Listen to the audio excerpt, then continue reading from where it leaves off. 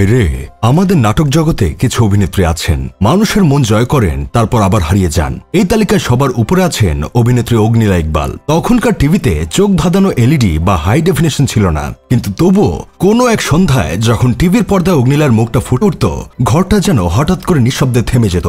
অগ্নিলার চোখ জোড়া ছিল মায়ার মতো, জাদুর মতো, আর একটু যেন দুঃখময়। সেই চোখ দেখে বুকের বাঁ পাশে এক ধরনের চিনচিনে অনুভূতি হতো।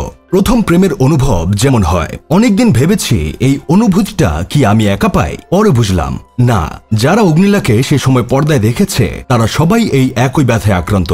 একটা মিষ্টি, দুঃখী, সুন্দর ব্যথা। আজকালকার নাটকগুলো দেখে মনে হয় সবই কাতুকুতু দিচ্ছে, হাসানোর জন্য প্রাণপণ চেষ্টা। আর তখনকার সময় শুধু চোখের দৃষ্টিতে, সংলাপের ফাঁকে, নীরবতায় গল্প বলা হতো। অগ্নিলা খুব বেশি নাটক করেননি, শুধু কিছু গল্পে হেঁটেছিলেন, কিন্তু প্রতিটা গল্পেই যেন ছাপ রেখে গেছেন। কথা বন্ধু মিথিলা কিংবা সাউন্ড অফ সাইলেন্স, এই নাটকগুলো এখনো ইউটিউবে খুঁজে দেখি।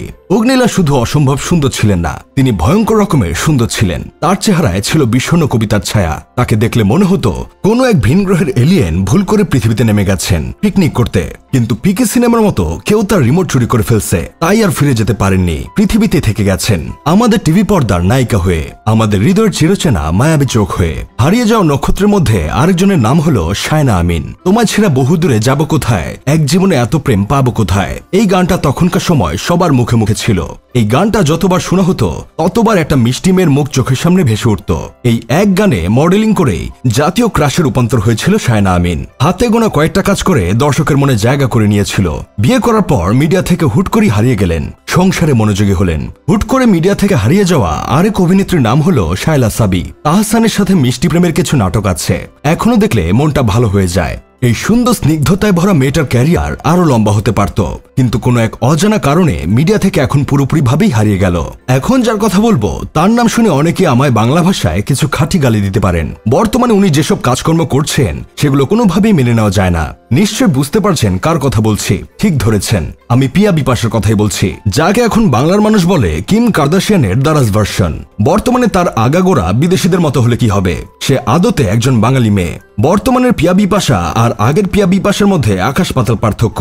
আগের পিয়া বিপাশা ছিল সরু মেঠো পথ, আর এখন পিয়া বিপাশা হয়ে গেছে পদ্মা নদী। প্লাস্টিক সার্জারি করে শরীরের প্রতিটা অঙ্গ প্রত্যঙ্গ কেমন জানি বড় বড় করে ফেলছে, দেখলেই মনে হয় দুষ্টু সাইডের স্টেপ মম। অথচ এই পিয়া বিপাশা একটা সময় তাহসান, অপূর্ব, আফরানিসের সাথে ফাটিয়ে কাজ করছে।